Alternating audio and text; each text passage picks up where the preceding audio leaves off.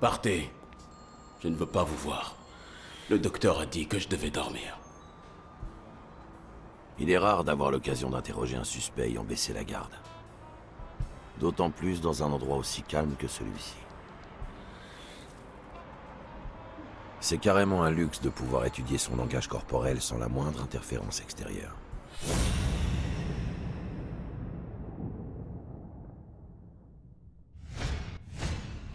Son rythme cardiaque augmente. Cela pourrait signifier qu'il ment ou tout simplement que la rage est en train de monter en lui.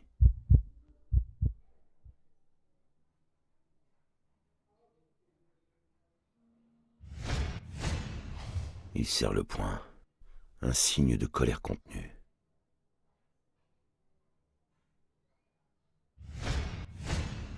Il me regarde droit dans les yeux. S'il n'était pas en mesure de soutenir mon regard, je pourrais croire qu'il me ment. Mais ce n'est pas le cas. Poing serré, rythme cardiaque élevé, regard fixe. La rage qu'il éprouve à mon encontre est authentique. Je suis désolé que vous ne souhaitiez pas me voir, mais...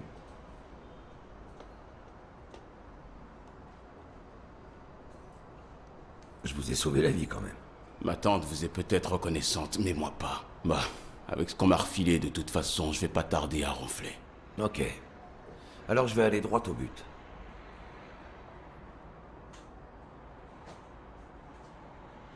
Qui a tué Joe Dunn? Quoi? Vous essayez de m'embrouiller? Il s'est pendu, Joe.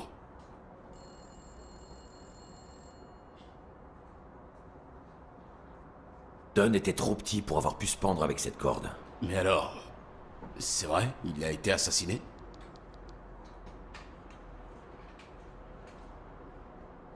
Je sais que Dunn vous avait menacé d'annuler le combat. Pourquoi? Comment vous savez ça? Je suis détective. C'est la colère qui a parlé. Il n'aurait jamais été faire un truc pareil. C'est sans importance. Pourquoi était-il à ce point en colère après vous? Qu'aviez-vous fait? Mais rien.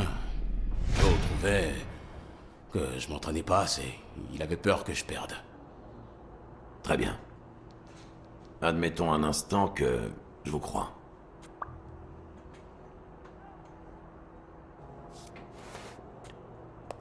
L'assassin a tué Dunn avec un extenseur de pectoraux, puis a maquillé la scène pour faire croire à un suicide.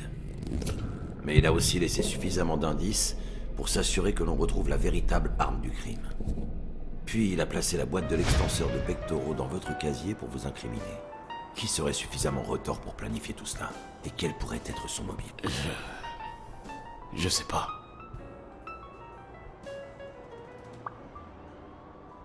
Desmond O'Leary pourrait être assez tordu pour avoir monté un coup pareil. Avait-il une raison d'en vouloir à Dunn? Je sais pas trop s'ils se connaissaient. Hein. Pas en personne, en tout cas. Il y a un mois environ, Joe a viré un gars d'O'Leary du gymnase. Il était venu pour essayer de fourguer une carte de visite à... Jake Posturbe. Ouais, voilà. Jake vous en a parlé? On peut dire ça, oui.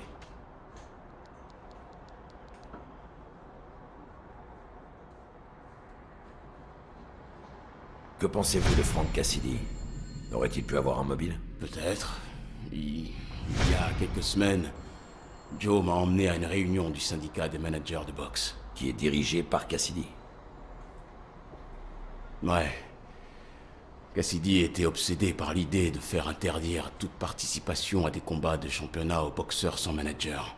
Voire aux boxeurs sans manager syndiqué. Tout le monde semblait d'accord avec lui. Jusqu'à ce que Joe prenne la parole. Il a dit que ça risquait de nous rabaisser au niveau de la pègre, que Cassidy avait fondé le syndicat uniquement pour se faire de l'argent en monopolisant ce sport. Du coup, les autres se sont mis à réfléchir, et la proposition de Cassidy a été rejetée. Pauvre Cassidy. Et si c'était Sonia Dunn? Sonia? J'en doute. Elle est bizarre, mais c'est sa fille. J'ai déjà vu pire, vous pouvez me croire. Black Sad, je crois que je vous dois... Vous savez, mon père a disparu quand j'avais 6 ans, juste après avoir remporté un combat. Nous n'avons plus jamais eu de nouvelles de lui. Vous savez ce que ça peut faire à un gamin? Allez savoir ce que je serais devenu si Joe Dunn n'était pas entré dans ma vie. Même quand je me suis égaré, que je l'ai menacé avec un flingue quelques années plus tard, Il m'a repris sous son aile. Et il a réussi à me remettre sur les rails. Et maintenant qu'il est plus là, vous risquez votre vie pour retrouver son meurtrier. Merci.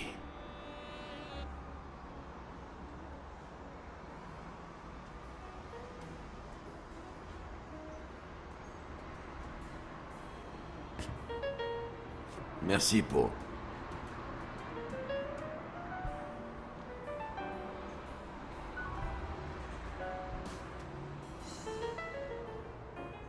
Le nombre de mégots est inversement proportionnel au nombre de mes heures de sommeil. Eh merde.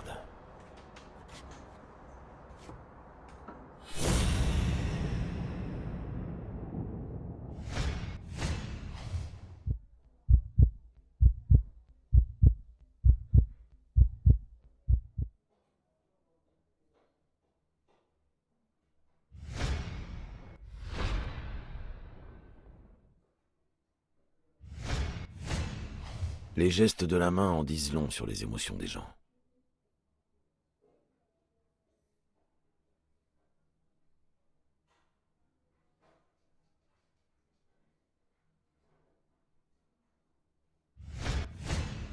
C'est normal ce mouvement d'œil?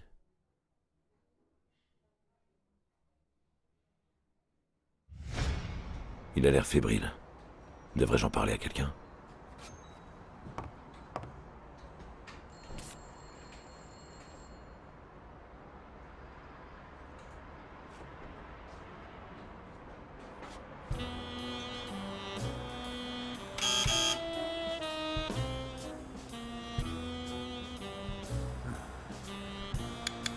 Vous voyez, il n'a absolument pas de fièvre. Il doit faire un cauchemar. Vous êtes sûr? Vous ne feriez pas des cauchemars, vous, après ce qu'il a vécu hier.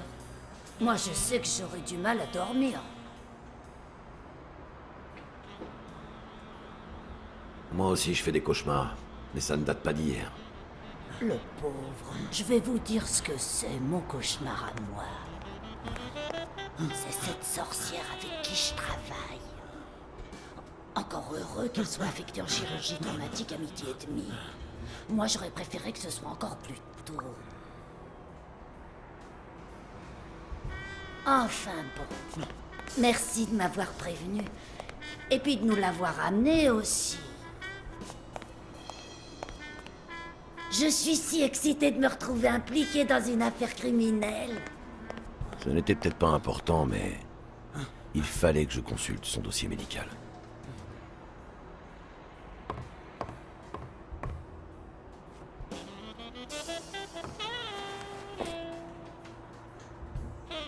Ah.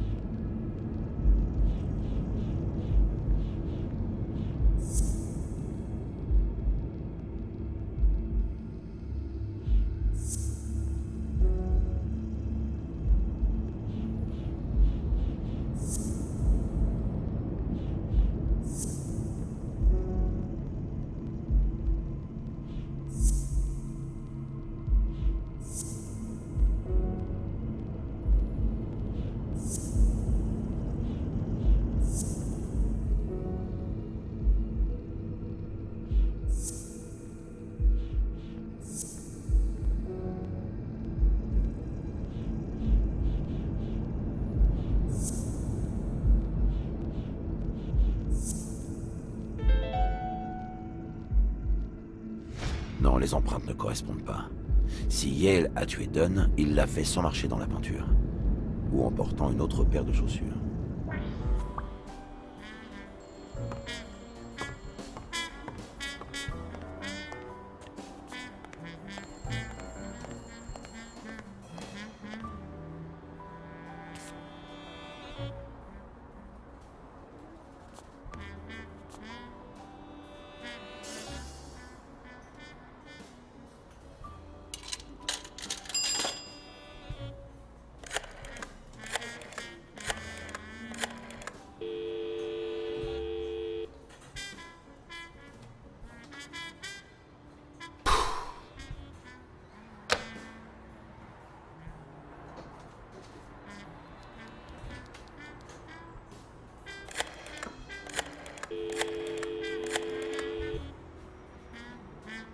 Evans, Jim. Jake Ostiombe à l'appareil.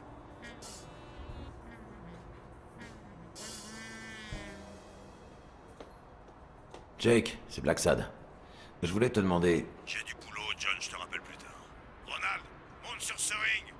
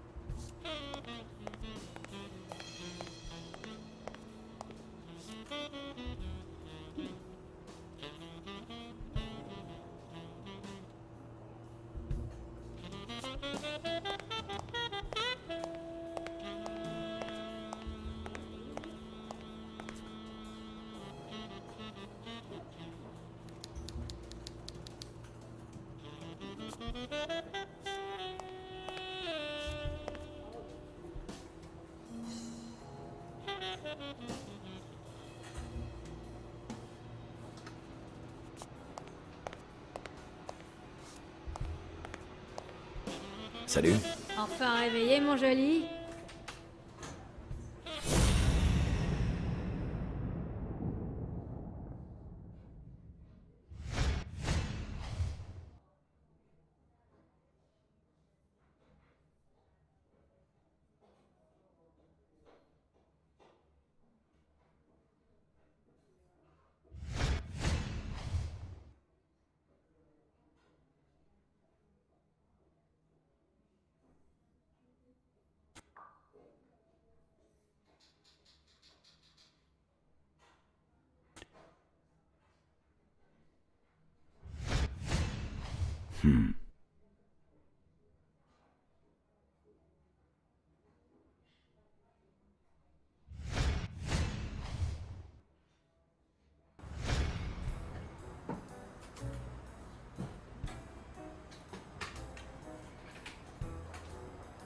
Je vais vous prendre un paquet de Morlaise, s'il vous plaît.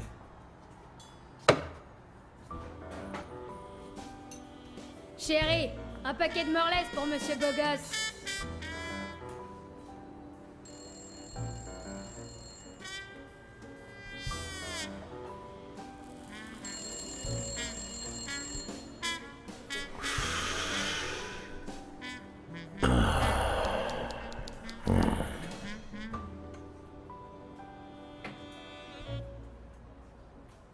Je vois que vous avez le dossier médical de Yale.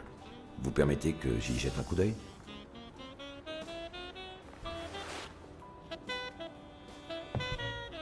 Ah, non, je crois pas, mon joli.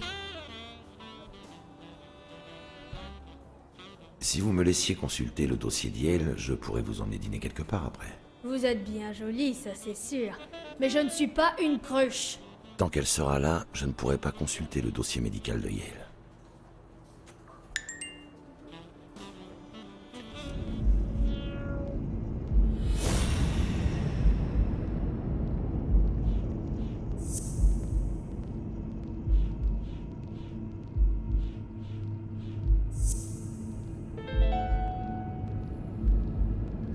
Apparemment, l'infirmière Biche sera l'assistante du docteur Talbot au cours de l'opération chirurgicale de 12h30. Dans 4 heures.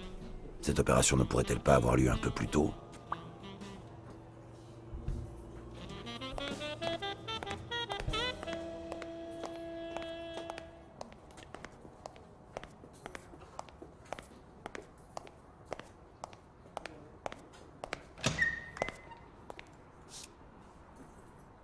Jerry Highfield, ça fait un bail. Black Sad, je voulais pas vous réveiller. Comment va le gamin? Il dort. J'espère qu'il arrivera à récupérer pour le match. J'ai déjà pris des billets, moi. Même si, soit dit en passant, il n'a pas la moindre chance. Ça devrait tout de même être un beau combat. Pas comme avec vous. Bon Dieu, qu'est-ce que je m'ennuie.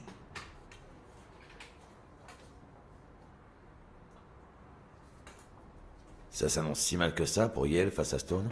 Bah, le gamin a du talent, je dis pas le contraire. Mais Stone, ah c'est Stone quoi.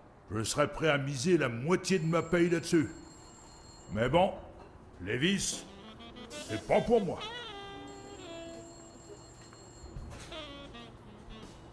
Vous dites avoir un chouette boulot, mais vous vous ennuyez à mourir. Oh, c'était façon de parler. Moi je l'aime bien mon boulot. Alors, est-ce qu'il est ennuyeux? Oui. Mais il y aura toujours un bon combat ou un match de foot pour me changer les idées. À la télé. Dans mon sofa. Cigarette? Je ne fume pas, je ne bois pas. Lévis, c'est pas pour moi. Fumer, ça pue, et l'alcool, ça monte tout droit à la tête. Et puis les femmes, elles sont juste méchantes. Enfin, sauf la mienne, hein. Vous êtes vraiment sûr de vous? Vous n'avez pas le moindre petit vice? Eh non. Et puis, soit dit en passant, quand quelqu'un s'abandonne à un vice, c'est parce qu'il lui manque quelque chose. Parce qu'il y a un truc qui cloche dans sa vie. J'ai une chouette femme, un chouette boulot, une chouette maison, une chouette télé et un chouette hobby, le sport. Enfin, surtout en regarder, quoi. De quoi d'autre pourrais-je avoir besoin, hein? Black Sad, Levis, c'est pour les rats, hein? Putain. Oh bon Dieu, qu'est-ce que je m'ennuie. Bon allez, j'y retourne.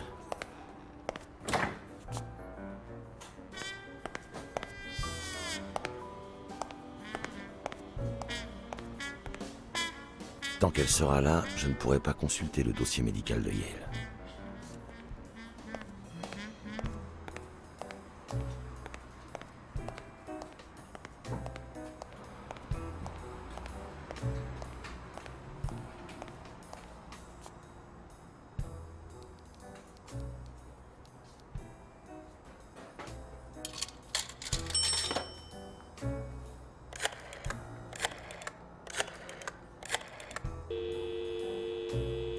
Chromato, chérie à l'appareil. Passez-moi le docteur Grégor Talbot, s'il vous plaît. Oui, une minute. En fait, non, le docteur Talbot ne devrait pas arriver avant midi et demi d'après mon registre. Puis-je vous demander votre nom?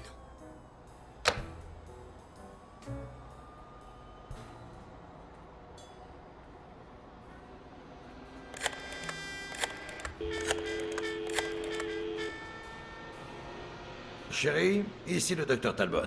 Nous devons décaler l'intervention de midi et demi. Je veux tout le monde en salle d'opération dans 5 minutes. Et s'il y en a qui râlent, je ne veux pas le savoir. C'est une question de vie ou de mort. C'est compris?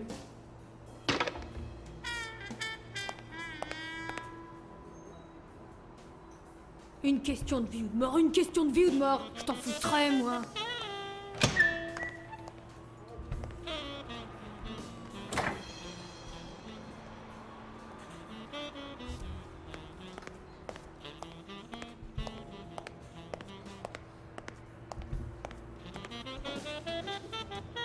Ok, comment vous dire ça? Il me faudrait... Seulement si vous devinez pourquoi je vous le donne.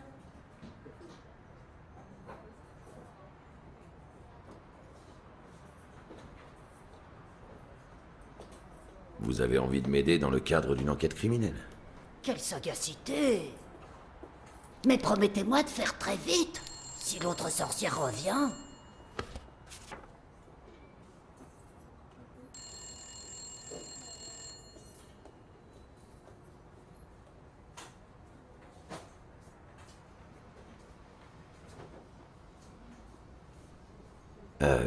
Qu'est-ce que ça raconte, là? Ah, bah ça avec le docteur. Au-dessus, c'est mon écriture à moi. Alors voyons. Extrasystole et déshydratation provoquée par une crise de panique. Extra quoi? De l'arythmie, quoi. Des battements de cœur irréguliers.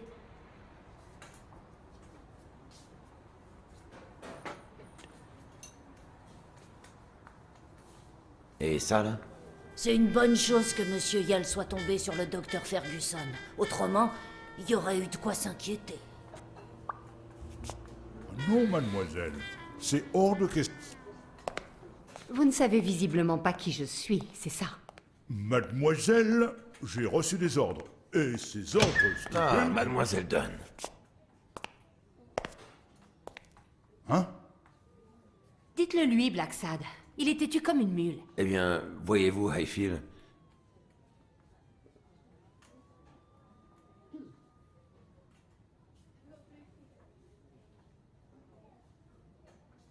c'est mon assistante, Jerry. Une assistante? Comment ça? Eh bien, pour mon enquête. Soit dit en passant, et sans vouloir vous offenser, mademoiselle, ne seriez-vous pas en train de pousser ce truc de féminisme un peu trop loin? Bon, bah... allez-y.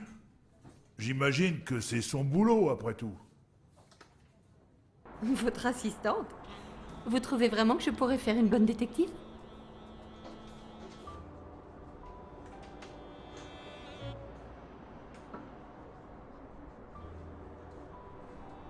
Absolument. Vous êtes glacial et rusé, deux de nos principales qualités. Le tact ne doit clairement pas en faire partie. Bref, vous avez fait votre travail. Je vous enverrai un chèque dès le lendemain du combat. Vous pouvez partir maintenant.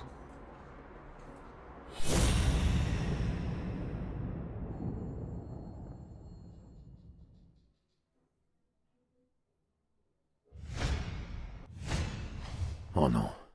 Elle va faire une grosse connerie. Sonia, non! Il a tué mon père. Vous l'avez dit vous-même.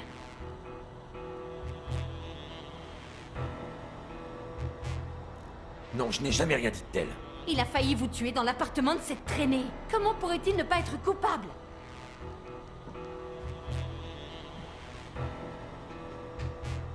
Eh bien, allez, tirez. Je vous arrêterai moi-même. Êtes-vous à ce point pressé d'aller moisir en prison? La ferme. Rien de tout cela n'a d'importance. Comment pourrait-il ne pas être coupable?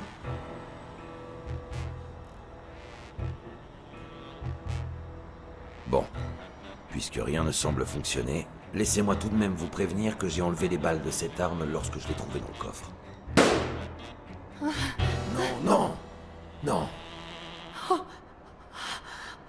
Pourquoi?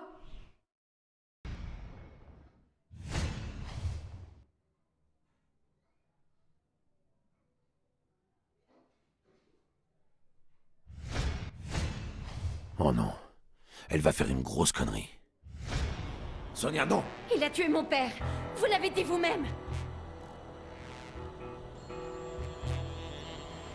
Votre père ne vous aurait jamais laissé faire ça. C'était un homme juste. Et ça n'a rien à voir avec la justice. Il a failli vous tuer dans l'appartement de cette traînée. Comment pourrait-il ne pas être coupable? N'essayez pas de faire justice vous-même. Croyez-moi. Cela vous hanterait jusqu'à la fin de vos jours. La ferme. Rien de tout cela n'a d'importance. Comment pourrait-il ne pas être coupable? Votre père a tout sacrifié pour pouvoir vous payer des études. Si vous faites ça, vous détruirez l'avenir que votre père souhaitait tant vous offrir.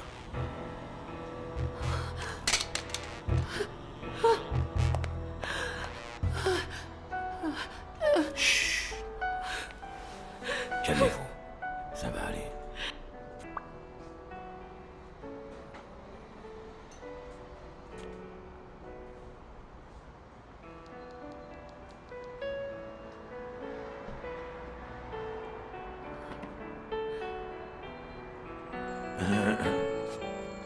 Oncle Tim? Ma puce, je suis revenu de Los Angeles aussi vite que j'ai pu. Je t'avais dit au téléphone que c'était pas la peine. Allô, ma chérie. Tu ne me présentes pas ton ami? Non, c'est John Blacksad, le détective qui a retrouvé Bobby. Oh, c'est donc strictement professionnel. Je croyais que tu avais une bonne nouvelle à annoncer à ton oncle. Arrête tes bêtises. Mes bêtises? Non mais regarde-toi, intelligente, cultivée, d'une beauté à faire pâlir la plus belle des étoiles. Il n'y a pas un seul homme dans cette ville qui ne voudrait pas être à tes pieds. Arrête. Non. Nous ferions mieux de le laisser se reposer.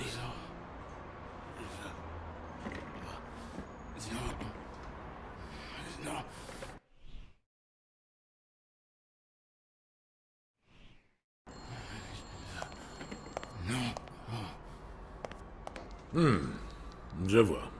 Mais admettons que tes doutes soient justifiés et que Bobby Yell soit innocent. Vers qui devrions-nous tourner notre attention à présent? Nous? Ton père a refusé mon argent. Mais il m'a fait promettre une chose. Au cas où il lui arriverait quelque chose, ce serait à moi de prendre soin de toi. Mais je peux... Je sais que tu es parfaitement capable de gérer toute seule ce gymnase. Mais nous ne savons même pas si Yell sera en mesure d'affronter Stone. Et puis, il semble clair que quelqu'un est fermement résolu à empêcher ce combat. De plus, il faudra bien que quelqu'un paye les honoraires de Monsieur Blacksad pour qu'il découvre le fin mot de cette histoire. S'il vous plaît, essayez de la raisonner.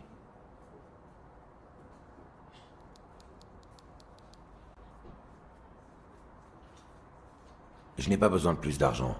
Bien sûr, vous m'avez engagé pour trouver Yale, mais pour moi, l'affaire n'est pas classée. Et c'est tout à votre honneur, mais je vous paierai tout de même. Très bien. Merci, tonton. Merci beaucoup. Allez, on arrête de pleurer, tu as déjà suffisamment ruiné ton maquillage. Va te refaire une beauté, je t'offre le petit déjeuner. Oh, attends, mon sac. Je m'en occupe. Il doit être... Blacksad, un instant. Je crois qu'elle aurait besoin de rester un peu seule, tout comme vous et moi. Écoutez-moi bien. Quoi qu'il en coûte, vous allez retrouver l'assassin de Joe. Quoi qu'il en coûte. S'il devient nécessaire de vous salir les mains, n'ayez crainte, je m'occuperai du nettoyage. Ça marche?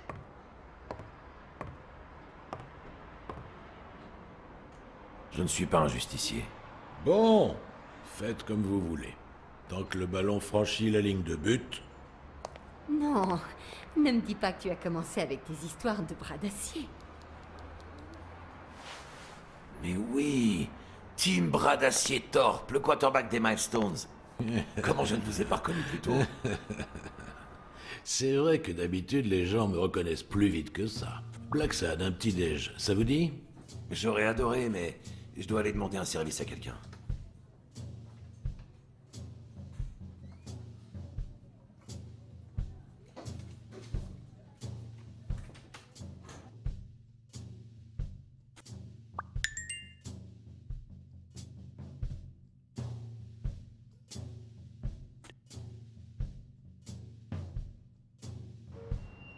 Pour les besoins de mon enquête, j'allais devoir demander à Jake un petit service. Quitte à être obligé de me montrer assez exigeant.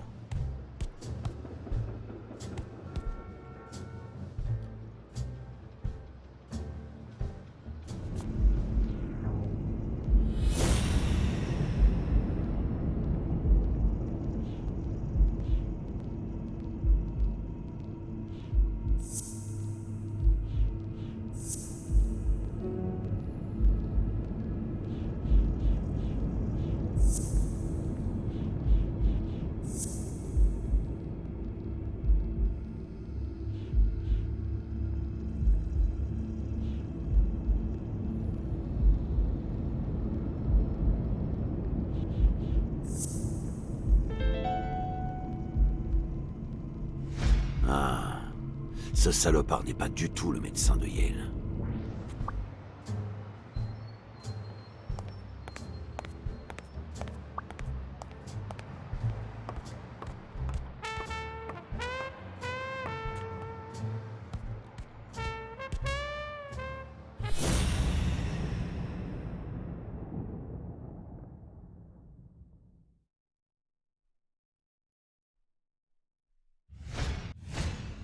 Il traîne avec le même short depuis Dieu sait combien de temps.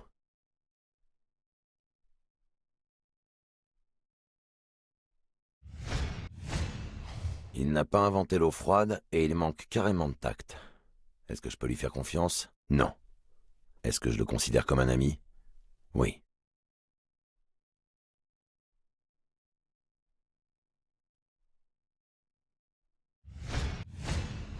J'espère qu'il ne sera jamais d'humeur à me cogner. Il fait 2 fois ma taille.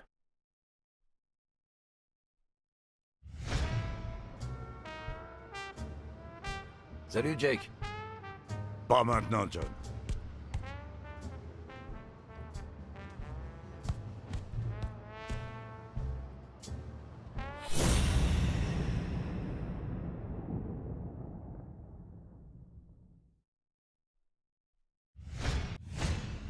Je me demande combien de pain dans la poire un boxeur peut bien se manger au cours de sa carrière.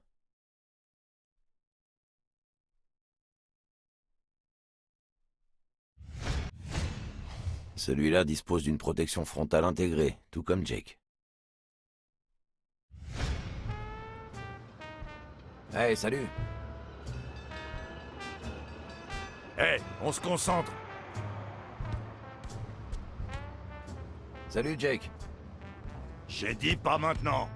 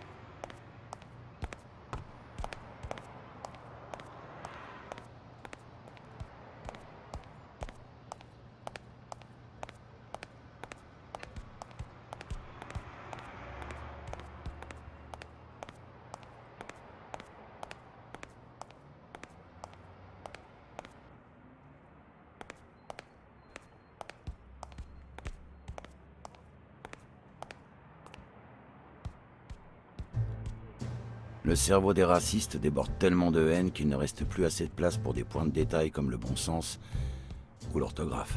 Nous voici cependant confrontés à un cas où l'auteur, apparemment plus cultivé que la moyenne, a cherché à corriger son erreur, avec un succès très relatif.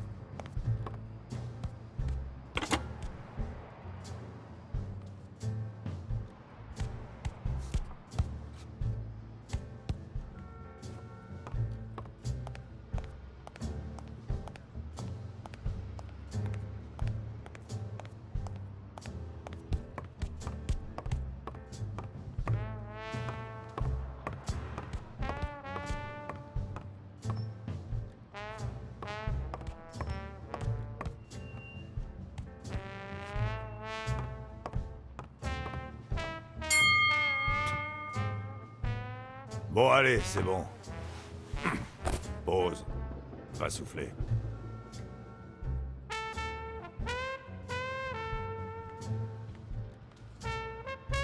Quoi, John? Qu'est-ce qu'il y a de si important?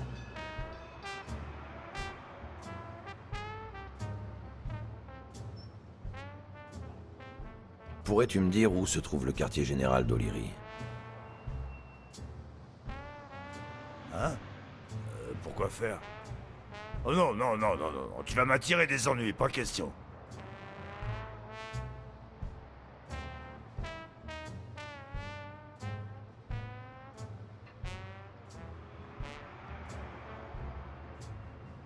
Tu m'as menti hier, mais vu que je suis ton ami, j'ai gardé ton secret.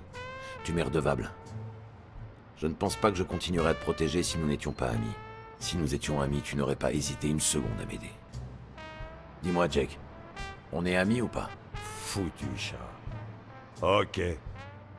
La planque d'O'Leary se trouve au sous-sol d'un restaurant chinois. Mais je sais même pas comment y entrer. T'es l'entraîneur de ce type?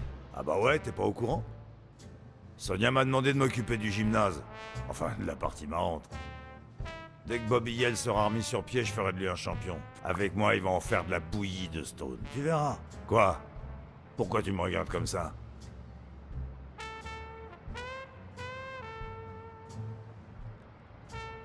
Tu pourrais peut-être arrêter de travailler pour O'Leary, non? Ouais, j'imagine. Aurais-tu remarqué quelque chose de bizarre chez Sonia? Je sais pas, hier elle a dit qu'elle détestait le gymnase, mais elle a l'air de vouloir se battre pour le sauver. T'y comprends quelque chose? Parce que moi, non.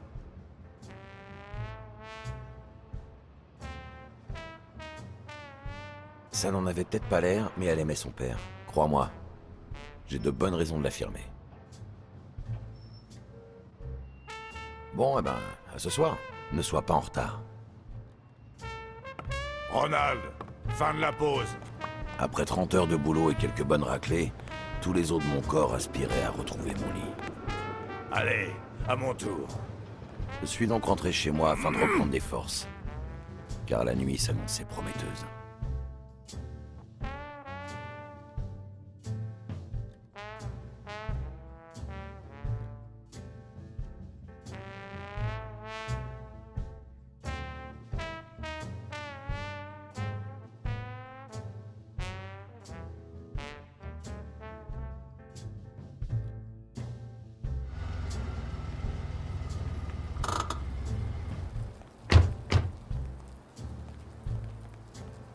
Que sais-tu à propos de ce sous-sol? Bah alors laisse-moi réfléchir. Rien. Jake, ne te fous pas de ma gueule.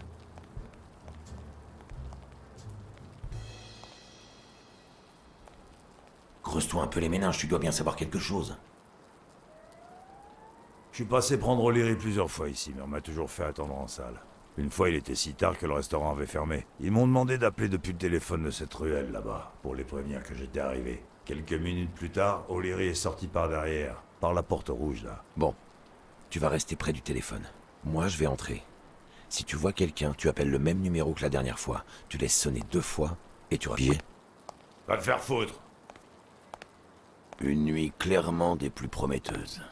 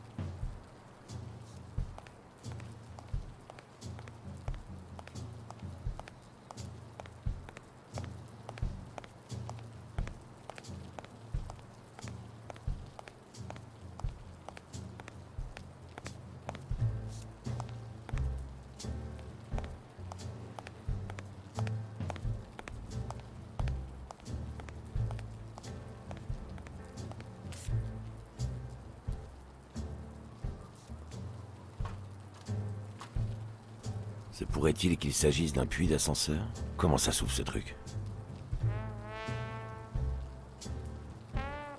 Si seulement je pouvais atteindre cette boîte.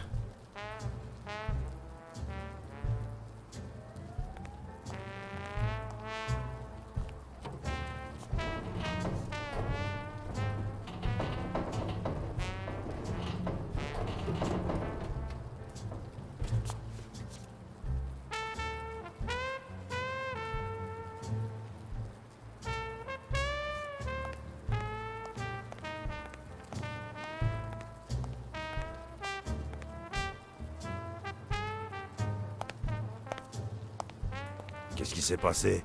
Faut se tailler? Tu trouves que j'ai l'air pressé? Vise-moi un peu ce graffiti. Vous êtes sur le territoire d'Anglehampton. Ça alors? Je croyais que la guerre des Tongs était finie depuis des années. Quelqu'un a peut-être fait une petite crise de nostalgie.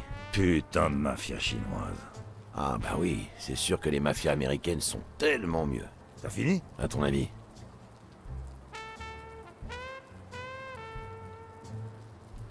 J'ai besoin de ta force brute, Jake. Eh ben alors, le petit chaton est passe. Et de ton silence.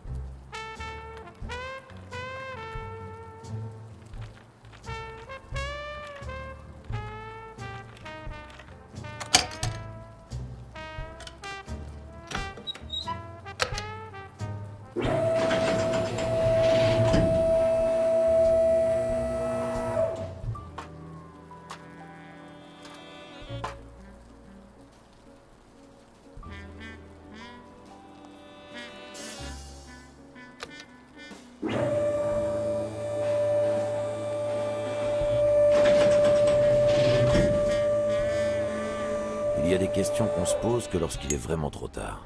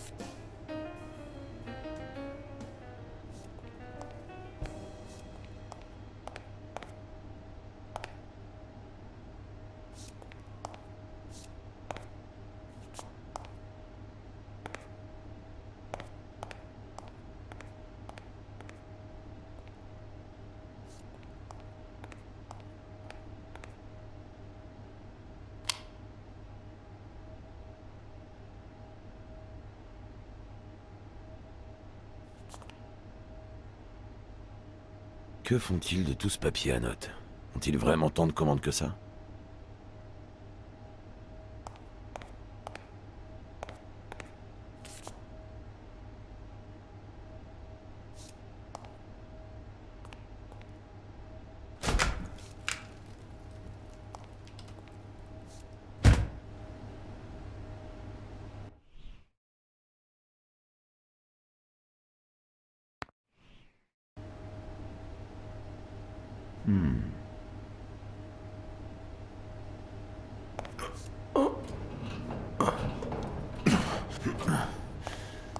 Ça ne veut pas bouger. Oh. Moi qui m'attendais à tomber sur des cadavres congelés.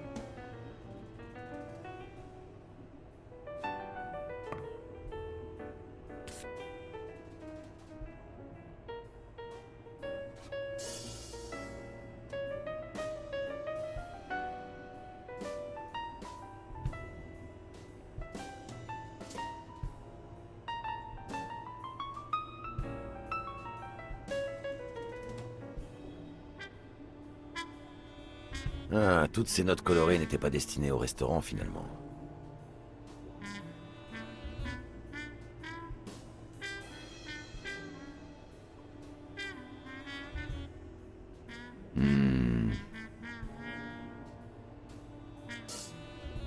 Il y en a un sur chaque table. Sauf sur celle-ci.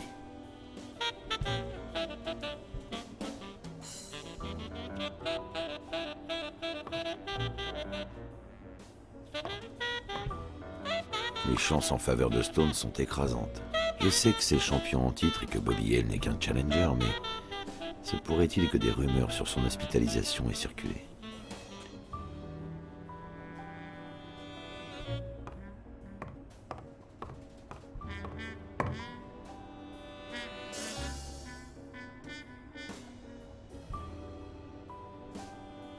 O'Leary a des amis partout.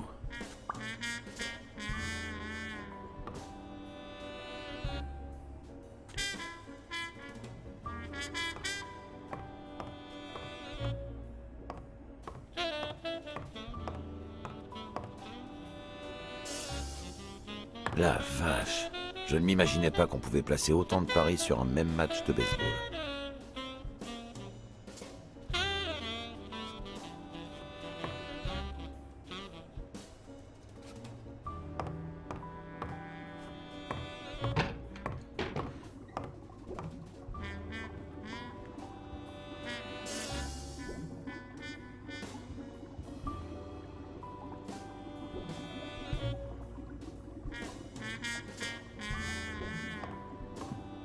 Serait-ce en Irlande?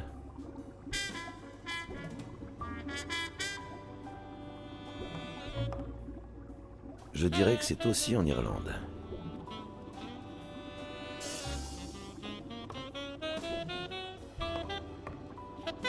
Un Crossler. La bonne nouvelle, c'est que je n'aurai pas besoin de mon rossignol pour l'ouvrir. La mauvaise, c'est que j'ai oublié mes explosifs à la maison.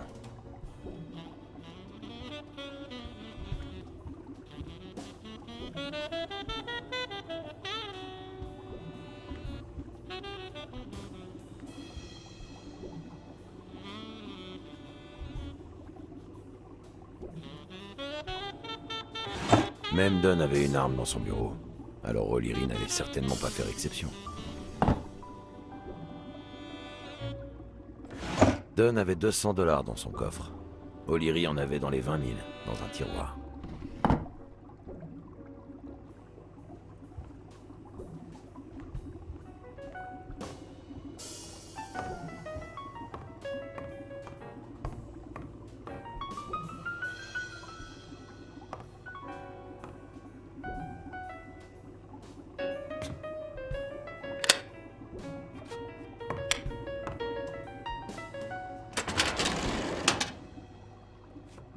Le tableau dissimulait une multitude de dossiers sur des célébrités en tout genre.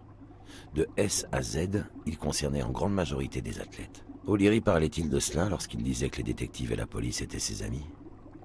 Combien d'espions a-t-il donc disséminés un peu partout? Et si moi je choisissais de collaborer, qui pourrais-je bien espionner pour lui?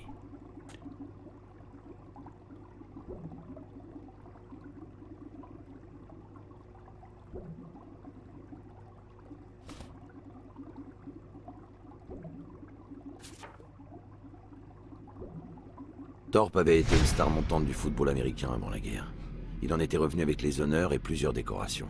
Après l'armistice, il avait repris sa carrière et remporté 3 championnats, ainsi que quelques trophées de meilleur joueur. Mais il s'était retiré après un accident qui l'avait laissé paraplégique. Il avait alors lancé sa propre société de promotion des sports 4 ans auparavant. Et apparemment, O'Leary n'avait jamais tenté de le corrompre.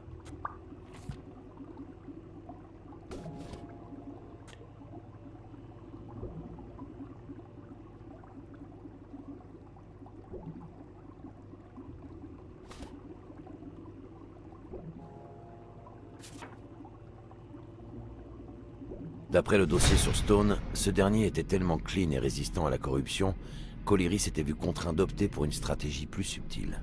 Apparemment, après avoir rompu avec la joueuse de tennis Helen Moore, il s'était arrangé pour la caser avec Stone. Les deux ayant bien accroché, il avait réussi son coup. Et alors que je rangeais le dossier, quelque chose attira mon regard.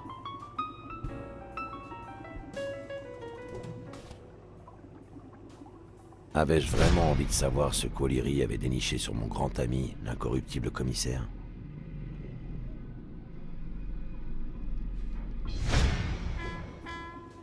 Après avoir lu le contenu du dossier, je poussai un soupir de soulagement.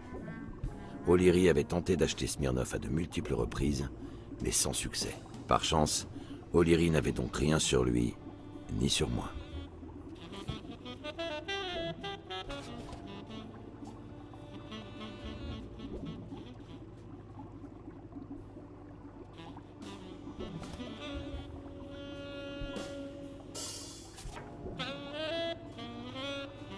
Le dossier concernant Bobby Yale ne contenait qu'une feuille de ses incroyables statistiques d'aspirant champion.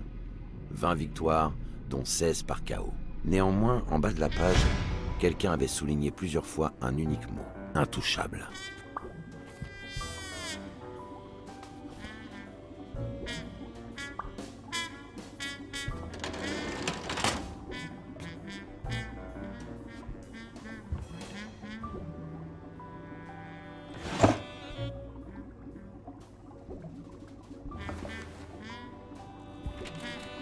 Édition limitée, exemplaire 2 sur 3.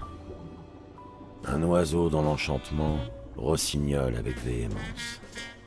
Nous écouterons si tu veux sa sentimentale romance, car il lune dans tes cheveux.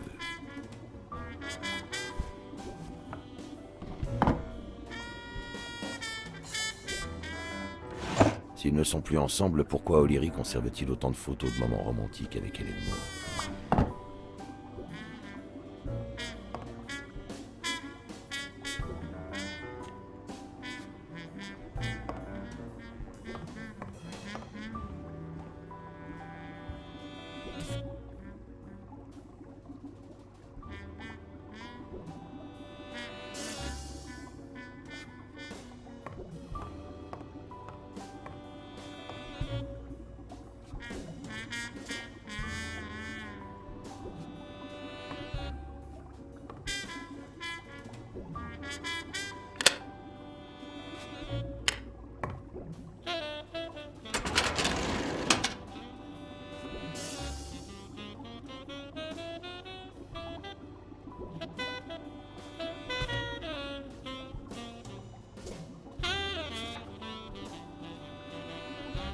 Le dossier sur Hélène Moore était de loin l'un des plus juteux.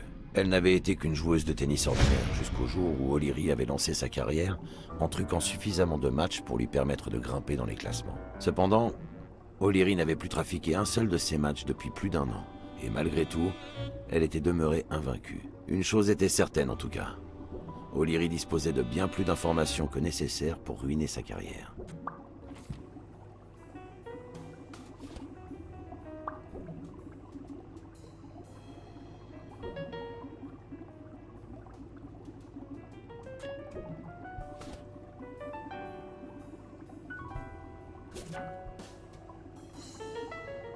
Aussi étrange que cela puisse paraître, le dossier mentionnait qu'O'Leary avait recruté Jake comme garde du corps, précisément parce qu'il était au-dessus de tout soupçon. Apparemment, O'Leary appréciait d'être entouré de gens honnêtes lorsqu'il allait se pavaner dans la haute société.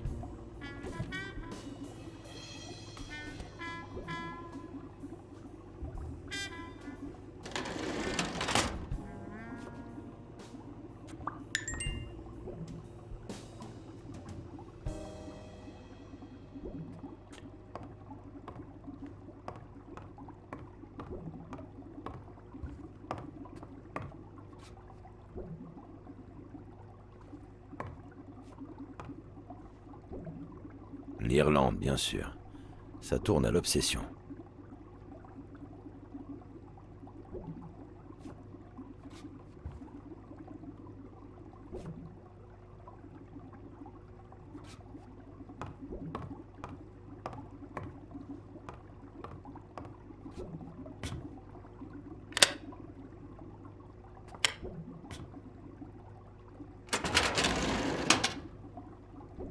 Les dossiers couvrant les lettres de N à R ne concernaient apparemment personne que j'ai pu relier à l'affaire.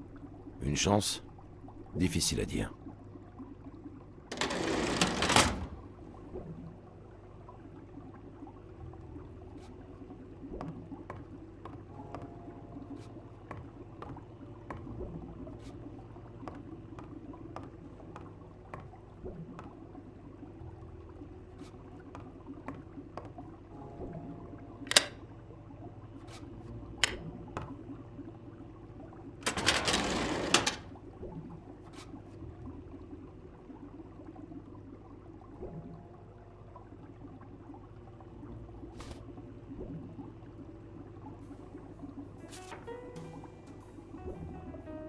Le dossier sur Cassidy était probablement le plus chargé de toute la bibliothèque d'O'Leary. Leur rivalité remontait apparemment à longtemps, et ils avaient souvent fait appel à des techniques particulièrement tordues afin de s'espionner mutuellement. Mais j'avais au moins trouvé de quoi confirmer ce que Yale m'avait raconté. Cassidy avait menacé Dunn après que ce dernier ait refusé de rejoindre le syndicat des managers.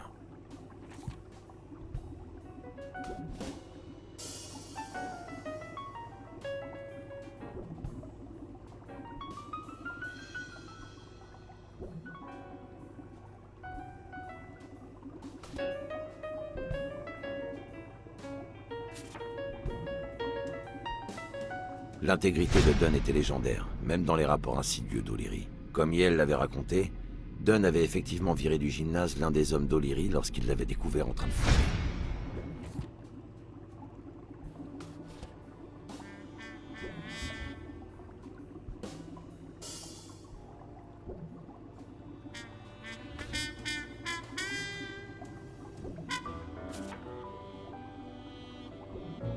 Le dossier concernant le père de Yale était le plus court de tous, étant donné qu'il ne restait que son nom. Pourquoi ?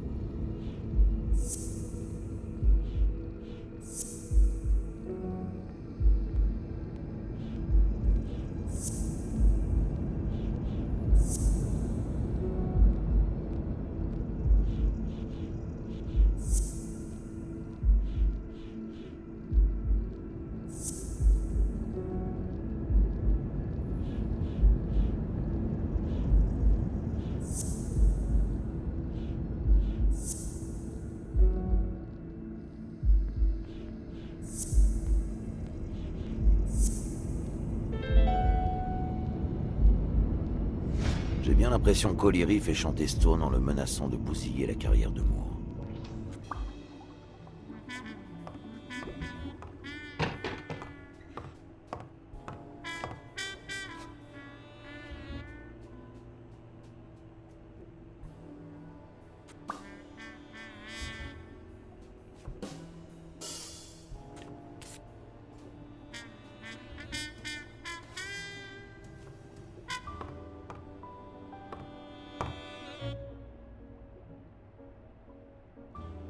« 16 jours avant le combat.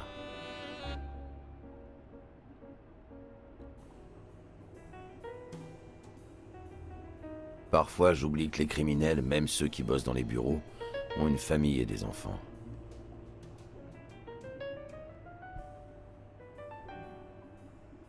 Tout n'est peut-être pas si noir du côté obscur. On dirait un résumé de tous les paris placés. Jour, montant, pari, parieur.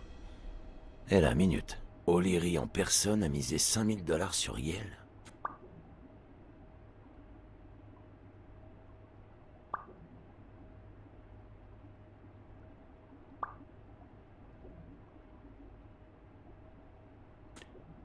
Un petit gadget qui fait les calculs tout seul. On n'arrête pas le progrès.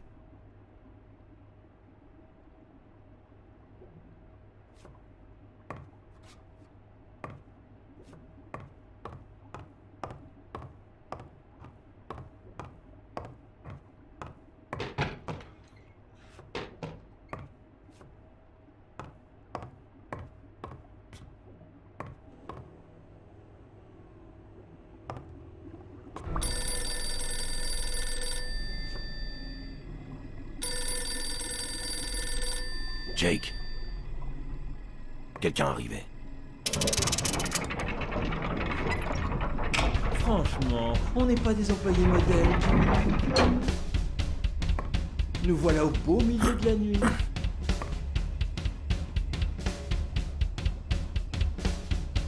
En train de faire des heures sup.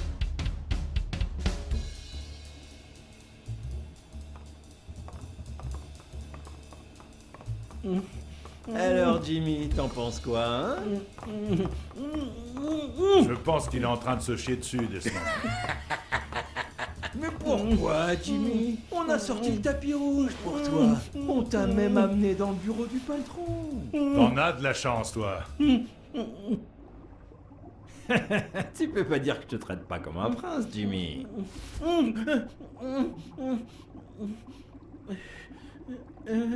Réponds, connard. Oui, oui, bien sûr, comme un prince. Mais pourquoi vous... Du calme. Depuis combien de temps tu bosses pour moi, Jimmy? 3 mois. Ah oui, je t'ai embauché juste après la mort de ton cousin Martin. Alors dis-moi, Jimmy, toi, qu'est-ce que tu ferais d'un type qui fauche un innocent avec sa bagnole avant de prendre la fuite? Je sais pas. Tu sais pas. Oh, et toi, Wilson, qu'est-ce que tu ferais? Non, je vous en supplie, non. J'ai rien fait du tout, je vous jure, vous devez me croire.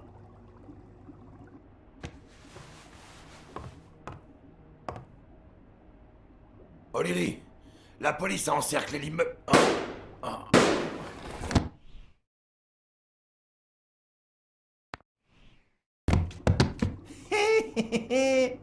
Voilà une bonne chose de faite.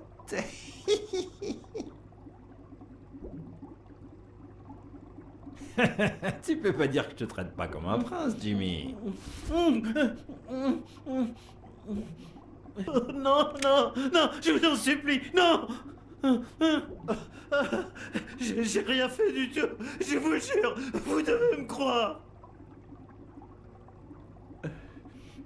C'était un type bien. Mais ça, tu le savais déjà. Tu le connaissais mieux que moi, pas vrai? C'était mon cousin. C'est pour ça que je t'ai engagé, Jimmy. Tu vois, Martin était un très bon ami. Et sa veuve nous a assuré que t'étais un chic type. Et que tu ferais du bon boulot et que t'avais besoin d'argent. Et moi, j'aime aider les gens dans le besoin. Mais tu sais quoi? Hier, j'ai discuté avec elle. Elle nous a raconté ce que tu lui avais fait avec ce flingue, Jimmy. Non, c'est pas une façon de traiter une femme.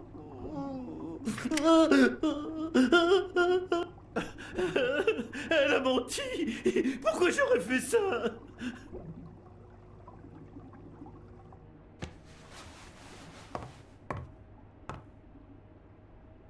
Laissez-le tranquille, O'Leary. Il ne mérite pas de mourir ainsi. Mais vous si.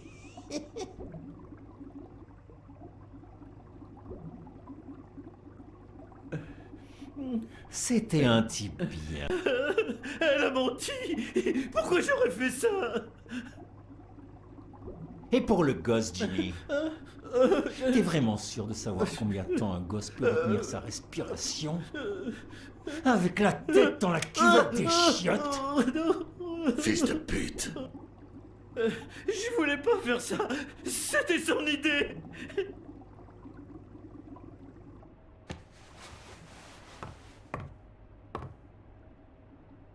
Foutez-lui la paix, O'Leary. Vous ne pouvez pas... Oh si, si je peux. Et pour le gosse... Je voulais pas faire ça. C'était son idée. C'était un peu égoïste, mais j'étais plutôt content de ne pas avoir risqué ma vie pour sauver un certain Jimmy. Alors oui, on aurait pu arguer que même un type comme lui ne méritait pas de mourir, mais il m'a semblé d'autant plus vrai qu'une personne comme moi ne méritait pas de mourir pour un type comme lui. Qui a fait ça? Je veux un nom. Cassidy, c'était son idée. Il a dit que vous m'engageriez si j'arrivais à effrayer la veuve. Ok, et- ok. On se calme.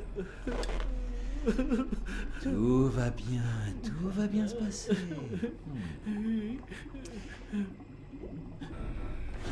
Il y a 2 principes dans la vie que je considère comme sacrés. Le premier, c'est l'amour de ma famille. Je ferai n'importe quoi pour la protéger. Le second, c'est de ne jamais laisser mon avenir entre les mains du hasard. Je joue toujours la sécurité. Et je crois que je pourrais même y ajouter un 3e principe. Ou plutôt, une règle. Si quelque chose met en danger l'un de ces 2 principes, je préfère prendre les choses personnellement en main. La première fois que j'ai fait tuer quelqu'un, même si je me suis contenté de le dénoncer- Mais arrête de m'interrompre! C'est très mal poli, on t'a jamais appris ça? Allez, tu sais quoi? On va en rester là. Oui, Tu oui. vas apporter un message à ce gros tas de graisse de Cassidy. Oui, d'accord, oui, tout ce que vous voudrez. Bon toutou. Quel est le message? Oh, Jimmy, voyons. T'as toujours pas pigé, hein? C'est toi. C'est toi le message. Bye bye. Allez, emballez-moi ça. Assurez-vous que Cassidy ait le message. Au petit déjeuner. Ok les gars? Compris. Bon appétit.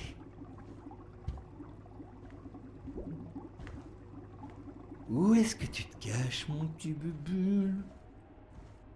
Une fois de plus, tu n'as pas entendu la fin de mon histoire.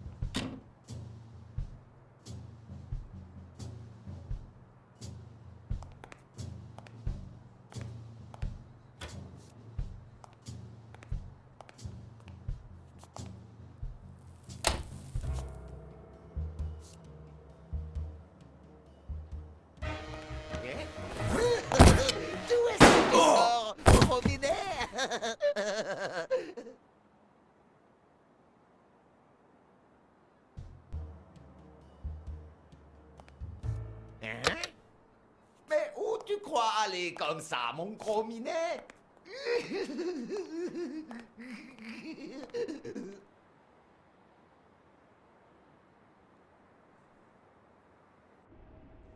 Dans la vie, il y a 2 principes que je considère comme sacrés.